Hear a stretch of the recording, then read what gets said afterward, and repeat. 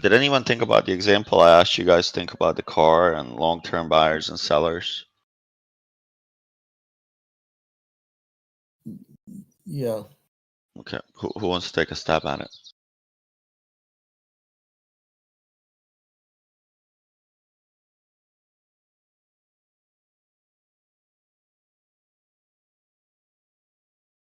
I'll give it a try.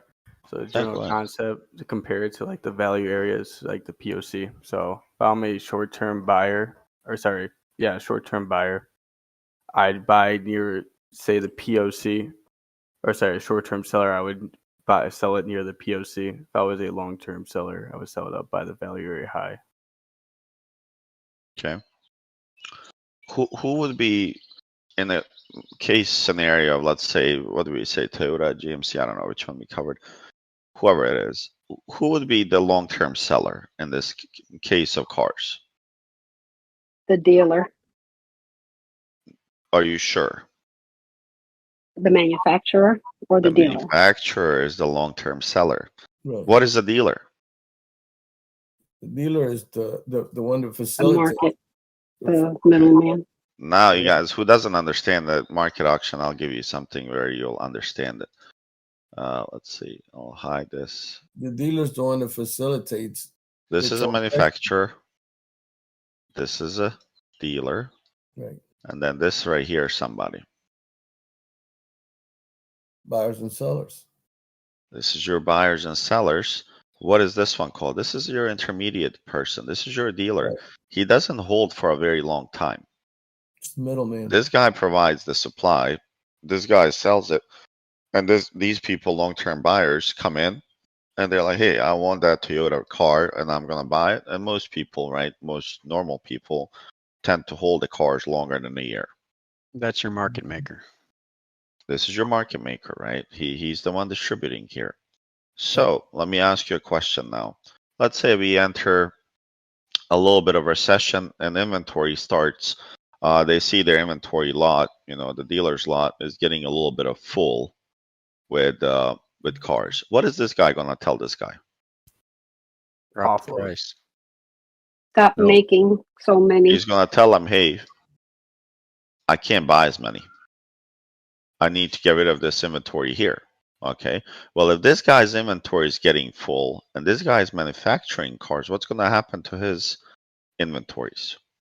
Goes down. It goes up. Goes up. Well, If he keeps making them, still they go down. producing cars, right? But Yep. now they got to notice, hey, we don't need any more. This lot is full.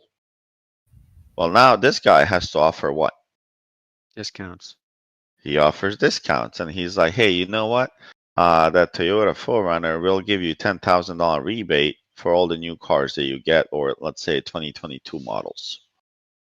And this guy's like, okay, well, I have a lot of 2022 models on my lot. I'll offer the discount. It's up to him how much discount he offers. Right. If he can offer the full 10,000, dependent how much inventory he's got. If he's like, man, I'll offer 2,500. And I'll see if these guys want to push and buy with a 2,500 rebate. If they don't, then he has another 7,500 to offer in discounts. To see where did the buyers come in, they have to drop the price to lure the buyers back in. And what happens in the stock? Stock goes here, no buyers. They lower the price. You want to hear? No buyers. You want to hear? No, here, and then they drop it, and then their buyers are like, oh, okay, well, this is not a bad deal. I'll start buying. Right. And they start raising the price. And then they keep raising the price, right, on the cars, just like it happened in 2020.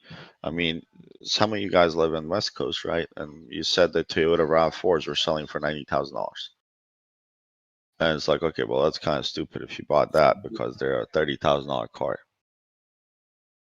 right? So then these guys will offer incentives and discounts for their dealers, and then dealers will pass that on to the long-term buyers, right?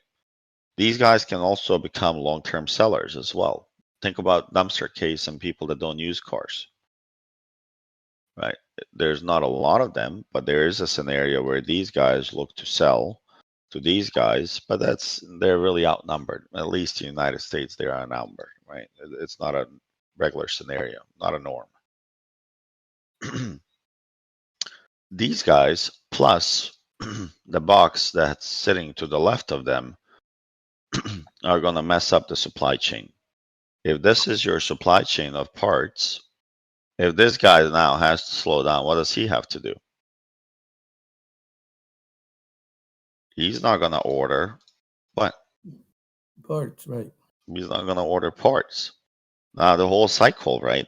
So this guy is a producer, right? So he doesn't produce for short term. He's a long time producer, right? Now the long term is impacted, right? So you have the long term producer here, manufacturer, and you have the dealer, right? So these guys really indicate how is it going to happen, right? And in between, you have the people, let's say the flip cars on the side. I don't know if you have friends or not, but they have, you know, in Georgia at least, they changed some laws that limits that. But basically what they would do is they would buy a car somewhere on the auction, they would look and they would sell it to, let's say, a person, and person finds they didn't like the car. So this guy becomes a short-term buyer, like the guy that wants to flip cars. He flips cars from here, he sells it to here. These guys are fine, let's say something's wrong with the car. They go back and trade it in. They take a short-term transaction from this guy, short seller, to a long-term buyer to a dealer, and then it keeps going in a cycle. And that's exactly what happens in the stock market, guys. You have the long-term buyers, you have those intermediaries like dealers, the locals, they're basically facilitating. Then you have small people like myself and you guys that come in and we just collect the crumbs, right? Hey, let me just flip this here. Let's flip this stock for 10, 15% and I'll get rid of it.